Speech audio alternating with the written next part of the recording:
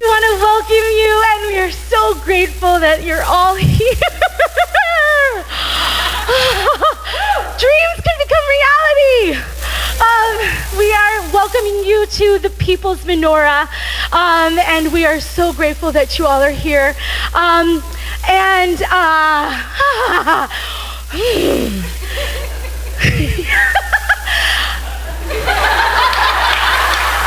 We want to pause for a huge round of applause for the musicians of thru.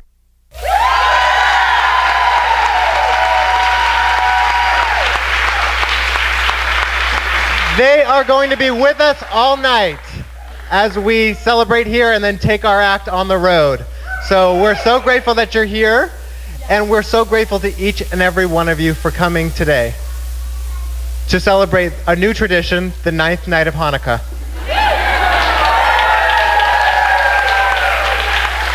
Have you heard of the 9th night of Hanukkah? Yes, now you have. The 9th night of Hanukkah, and we're so grateful for each of you who are here, for those of you who are Jewish and for those of you who are not Jewish, and we hope all of you can find something meaningful in today's, our injection of our politics and our values into Hanukkah.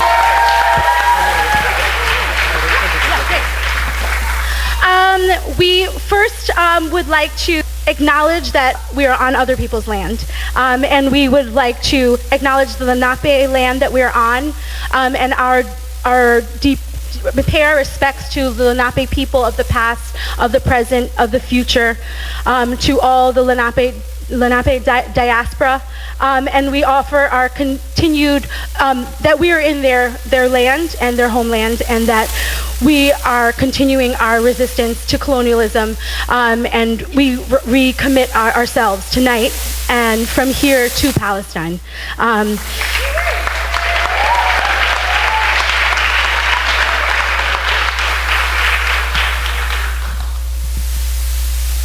Should we say our names? My name is Morgan Bassicus, by the way. Hello, everybody. I'm Una. Hi. And we are two really proud members of Jewish Voice for Peace New York City chapter. Yes. Yes. And we're so grateful that you all braved the cold and braved all your many priorities and parties and things that you have to come tonight. And of the many emotions that we gather here today, one of them is anger. And so we want to start by acknowledging anger. We are furious. We are furious at the naked white supremacy, greed, and nationalism that is endangering and killing so many black, brown, migrant, indigenous, disabled, queer, and trans, and poor people here to Palestine and across the world.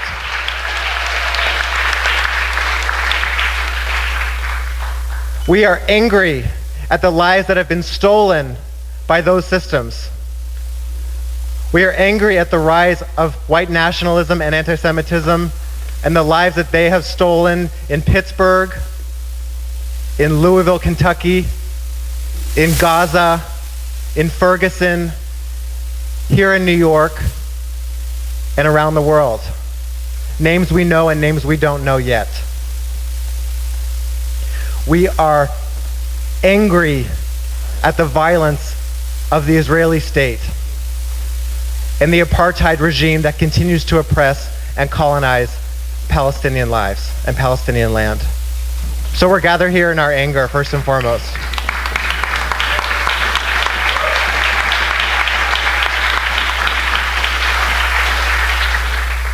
And we are angry that critics of those regimes and critics of Israel's violence are demonized and viciously attacked and falsely accused of anti-Semitism, such as what is currently horribly happening to Mark Lamont Hill, who we stand in solidarity with.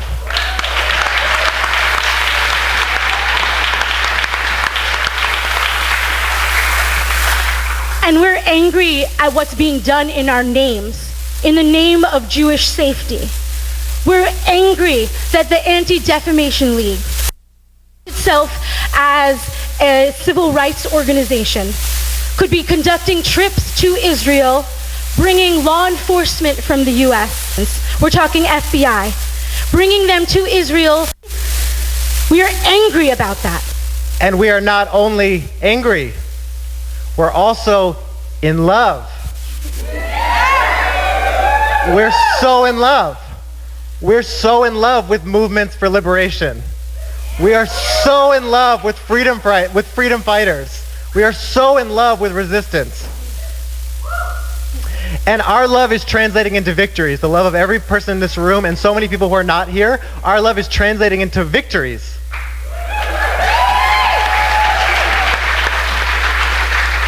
Our movements, and can we just go ahead and just look around this room tonight? Just go ahead and just look around. This is like a dream come true that we can be here together in our commitment to ending white supremacy and building safety for all people.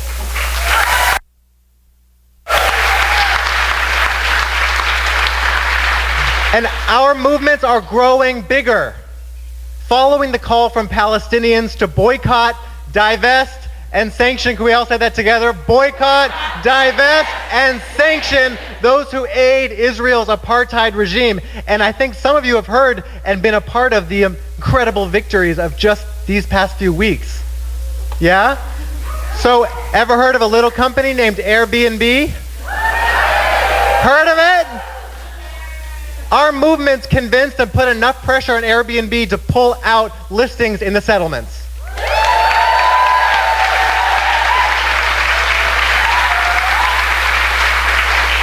Our movement supported the brave activists at New York University to pass in their student government a disproportionate vote to divest from support from Israel.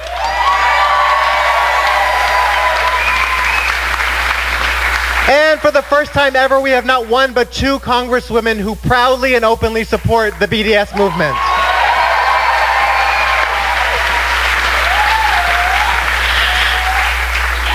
And we have victories with this campaign that we are working on, the Deadly Exchange. That's what we call it when the AGL takes these trips. Okay, just in case you didn't know. I want everyone to be able to celebrate our victories, which is that for the first time ever, before a trip happened, this is the first time in 20 years that this has happened, two cities, Northampton and Vermont, it's not a city, but compared to New York, but sorry, born and raised. So these amazing places organized to get their police who were scheduled to be on the Deadly Exchange trip, which just happened right now during Hanukkah, just so you understand why today. Northampton and Vermont got their police chiefs, police that were going to take this trip off the trip to skip the trip. And that is amazing! That's because of us and them! And this just happened literally today. A couple hours ago, a group of 10 Americans and Israelis went and did a banner drop and a disruption on the Deadly Exchange trip that is happening right now in Jerusalem. What? We are gathered here and they're gathered there, and we're showing that it is for police to take these trips. It's a liability to align yourself with Israel and go and learn from Israel, and we are showing with our organizing that we don't want police here. We don't want them learning shit there. We don't want any of it. And so we're here to celebrate. Yes. It is because of the powerful work that's been happening and people in this room and other rooms to even expose that the Anti-Defamation League runs these Deadly Exchange trips, right? And so tonight we're gathered to continue to expose that the Anti-Defamation League is running these trips, these deadly exchanges, and to continue putting pressure on them to stop the deadly exchanges. And together, so many of us have come together in our organizing and our friendships and our communities to underscore the fact that safety does not come through more police, more border walls, more militarism. But instead, it comes through our communities and solidarity. So we want to invite all of you, because probably there's somebody in the room you don't know, to turn to somebody near you who you don't know, introduce yourself, and in a moment I'm going to ask you to do that. But first, I want to acknowledge we're taking video and photographs tonight. And if you don't want to be in photographs or video for whatever reason, that's totally fine. Beth, will you raise your hand? Just go see Beth over the next couple of moments and let Beth know that you don't want to be in the photos and videos, and that's totally fine, okay? And now, we're going to ask you to go ahead and turn to someone you don't know and introduce yourself and say, what's your definition of safety? Where do you think real safety comes from? If it doesn't come from cops and more prisons and more borders, where does real safety come from? So go ahead and just have a real brief conversation with someone next to you.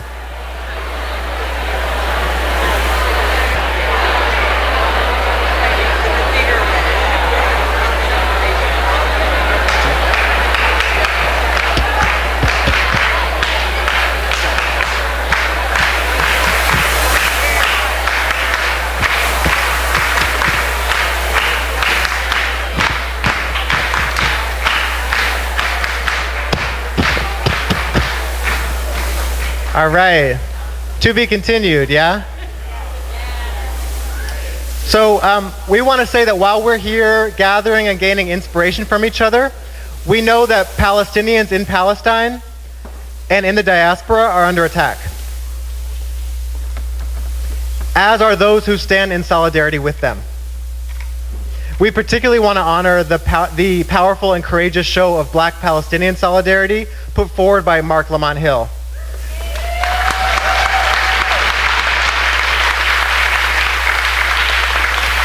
And if you all will indulge this, we want to send 2 video messages of support from this powerful room. One to Mark Lamont Hill, and one to the people of Gaza. Yeah? So our amazing videographers are going to turn the camera around, and we're going to ask those of you who are filming with your phones to not film this part, so that this can be an actual gift for Mark Lamont Hill, and he can choose to do with it what he wants to. Okay? So we're going to ask that we don't film this part with our cameras. We stand with you!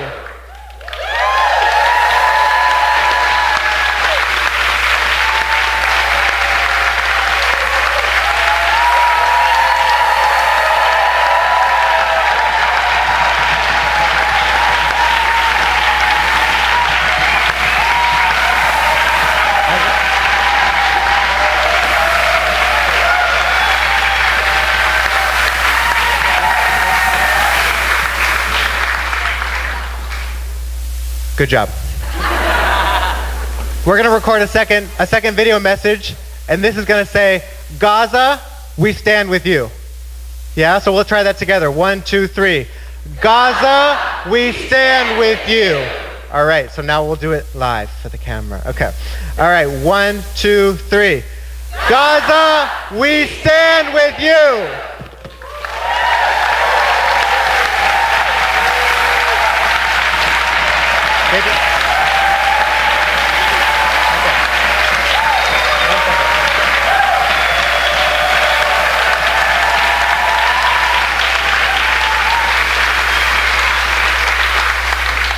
We have a number of amazing speakers here tonight who are powerful organizers, both with Jewish Voice for Peace and with our partner organizations, and we're going to invite them up to share a few words with you about the Deadly Exchange campaign, about their work, and why this night is so critical. So first we want to call up Abir Kawas with the Take on Hate campaign. Please join me in welcoming Abir.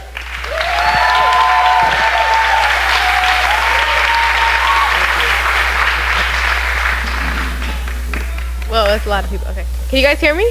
Yeah. All right. Assalamu alaikum. Peace be upon you. My name is Abir Kawas. I work for the Take on Hate campaign, and I'm also board for Deadly Exchange campaign. Woo, yeah. So I want to talk to you today about the human impact of the Deadly Exchange that exists and that we are resisting today, and how it really creates the conditions where people can not find safety anywhere. And I want to go through this through the story of my own family. So I come from a family of Palestinian refugees who were forced to flee from Palestine in 1963 to Jordan, and then immigrated to the United States in 1990. And so my family kind of is a story of how the deadly exchange moves full circle, because obviously the relatives from my Palestinian side who continue to live in Palestine and our extended, ancestry and family continue to be devastated by this occupation. Through the Israeli military, they are arrested, tortured, surveilled, blockaded, and displaced. From the deadly exchange, which exchanges these tactics with the NYPD, with police departments across the country, we know that this has created the conditions, especially for Muslim Americans post 9/11, where they have been, again, surveilled, detained, arrested, deported, displaced, tortured. This exchange is something that affected my own community here in New York City, that was wholesale surveilled by the NYPD, who created a demographics unit that was meant to surveil Muslim communities all across the city when it came to college campuses, to restaurants, using the tactics that they exchanged with the Israeli military. This led to the deportation of my own father, who was incarcerated for 3.5 years, amongst the many millions of Americans, especially Black and brown Americans, who continue to be incarcerated today because of these police exchanges that lead them into the prisons. People don't just end up in prisons, the police bring them into the prisons. My own father was eventually deported. This cycle continues. So whether it was in Palestine or whether it was here in the United States, my family did not find safety because of these exchanges that exist. Right now, I'm gonna get a little personal. I am celebrating a personal moment of joy in my life. I'm actually going to be getting married in a month. Thank you for the love. Every Arab mom's dream. With this moment of joy that I'm experiencing, there is something missing because my father was deported. And so when I have my wedding ceremony, because of the exchanges, like the deadly exchange, because of these policies, because of the real human family impact, right, that is, beyond the torture, the arrests, etc. It's that whole and that psychological devastation that it gives to families. And so my own father won't be attending my wedding ceremony because he won't be able to come to America to come to, dance with me and, play Arabic music and do all that, together. We won't have that moment of celebration. So I really want to bring that out there to honor all of the people who are continually oppressed by the exchanges of the oppressors. And I want to end with this idea that the Deadly Exchange campaign is about connecting our issues. And as you can see, they're connected through the story of a family, and they're connected through the global exchanges of these horrendous tactics. But it also allows us to connect our struggles to each other and to define solidarity through what we experience with each other. And solidarity is something, I learned this from actually an indigenous leader who, once I heard in his speech, said solidarity means that we fight for each other and we cry from each other's eyes. So as we stand here today, we stand here, like we said, with love. We're here to fight for each other, but also we're here to feel that pain and that anger of each other, and we're going to cry from each other's eyes. Thank you all.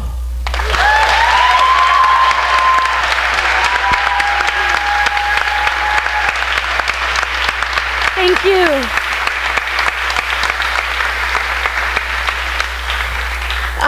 The next speaker we're going to bring up is someone I love very dearly. They're a person who is from the Bronx.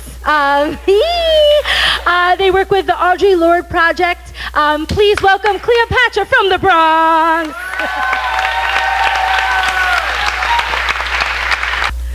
So my name's Cleopatra, and I'm from the Bronx. I very much don't do this. I really like being at my desk. And so I'm going to use this as a practice space for the reality that I would like to live in, where I am spreading my truth all over the place.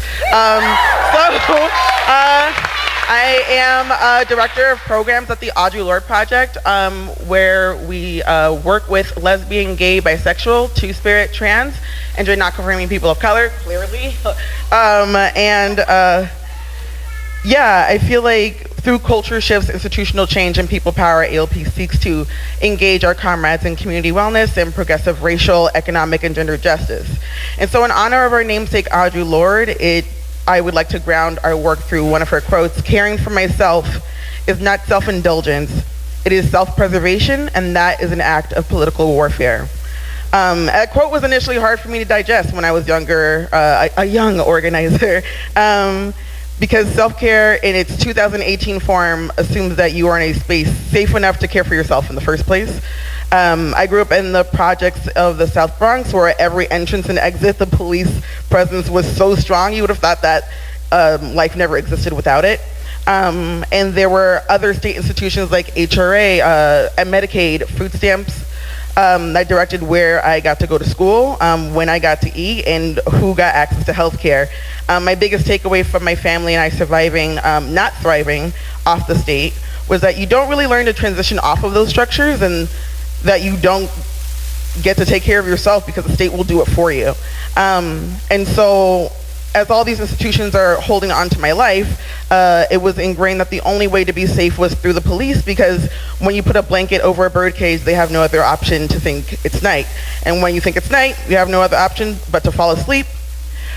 So when I started organizing with ALP, I was politicized from my black, brown, queer, trans, and femme teachers that told me, if I think it's night, then grab a fucking torch.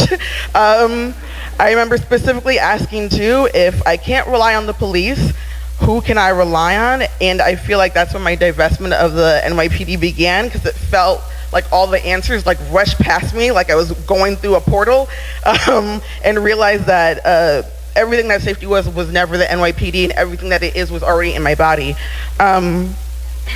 The work of ALP currently includes the ideas of alternatives to 911, creating and implementing community safety teams, street EMTs, restorative justice, transformative justice, and incorporating safety strategies with values from our Safe Outside the System program. And some of those questions too, like if you're wondering if, hey, I really want to make a safety strategy that is inclusive of, or that is divesting away from the NYPD, remember to think maybe, is it abolitionist? Is it ancestral? Is it intersectional? And is it transformative? And also my really favorite practice of safety is you good sis, always works every time. Eyebrows say a lot about everyone. So now I'm in a 6-year journey of connecting with other ways of community defense. And so now I was walking here, and that really fucked me up, was that everyone in this room had to walk past 3 cop cars, right? And then one that was circling this whole block radius, right? Which then threw me back from when I was in the project having to walk again in and out of something, where there was just like a police blockade. And it is angering, right? But also like through allyship, right? I think that you don't have to know anything about me to encourage me to exist and protect me. You don't need to know anything about me to love me. And also just from that experience, we live the same type of lives. And also that Cassidy, who's just randomly sitting next to me, was in a church with me last month supporting my work with a room that doesn't look anything like this, right? And so I already know that allyship can work through that method. And so I feel like I want to thank everyone for creating the space for me to even like talk here. And I just also really encourage, like, I really want to know every single one of you, and I want to know more about every single one of y'all. And so making the space for that to happen is one way to always make sure that safety is divesting from the NYPD. Thanks, bye.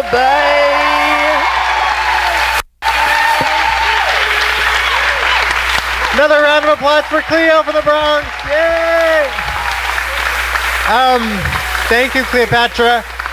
We want to bring up Besma Eid from Freedom to Thrive. Please join us up here.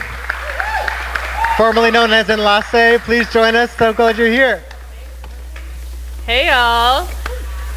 So I remember a year ago, we were like a group of maybe 20 or 30 people marching to the ADL, giving them hell. And now, a year later, it's incredible to see all the work that we've done together. Congratulations, first of all, on the huge victory that we just saw in New England. So let's make some noise.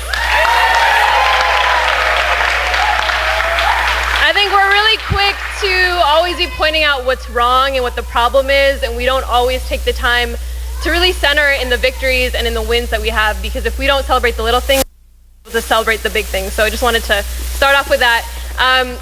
Like they said, my name is Besma. I'm an organizer with the organization Freedom to Thrive, formerly known as Enlace. You might be familiar. Where safety is investment in our people and investment in our planet, and we work to end the punishment-based criminal and immigration systems. And when I first learned about the Deadly Exchange campaign, I was super excited because finally people were starting to realize, and people were trying to take a look at these exchanges that exist, and really highlighting the fact that is all of our struggles, and that if none of us are free, if all of us aren't free, then none of us are free, right? And this idea of solidarity that I think we've just been hearing about is really pivotal, and it's something that I think is key to the vision that we have for the future. At Freedom to Thrive, we're working to build something called Freedom Cities. And Freedom Cities is this idea, this vision, that we want real safety, right? Real safety meaning not from the police, not from the military, not from incarceration and the incarceral state that we live in here in the United States, but real safety is protecting each other, right? So if you have my back, I have your back. This really integral part of solidarity that we talk about a lot. And we know that the way our communities are constantly criminalized will never lead us to safety. And I think a lot of us have been following what's happening at the border, and it's no surprise that when we're seeing obviously tear gas that's being raining on people in Gaza, raining on people in Egypt, raining on our families in Ferguson, are all being manufactured by the same oppressor, right? And when we start to lift those blinds and we start to see that the root causes of our criminalization, the root causes of our oppression are the same, then we can really build together. And I think the Deadly Exchange campaign really is on the road to building this abolitionist future, a world free of police, a world free of harm. And when we can start divesting, like Cleopatra just brought up, when we can start divesting from those institutions that harm us, we can really start investing in what keeps us safe and what keeps us in our humanity. So I want to say congratulations to everyone. I'm really excited to see where this campaign goes. I'm ready to, I feel like we've been swearing a lot in a church. I don't know if I can do that, but I'm really ready to have some stuff up at the ADL. So big shout outs to all of you. Thank you. So go ahead and open your beautiful programs here. Teach you all a song. I'll start it off. Please join me. Hanukkah, oh Hanukkah, the people's menorah. We want racial justice, a safer world. Gather with your friends and take to the streets. Movement solidarity cannot be beat. ADL, we call on you to end the deadly exchange. A candle, a night to shed freedom light. No violence in our names. A candle, a night to shed a freedom light. No violence in our names.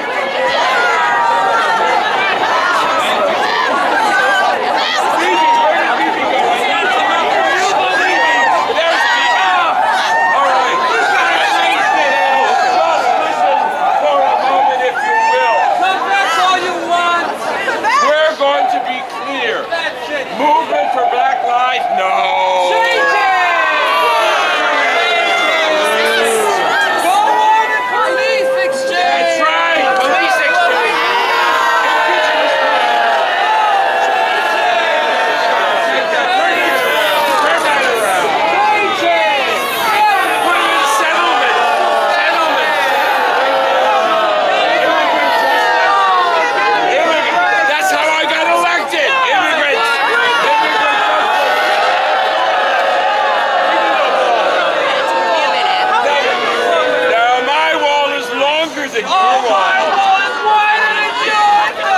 Well, let's exchange security for you. Oh, sure.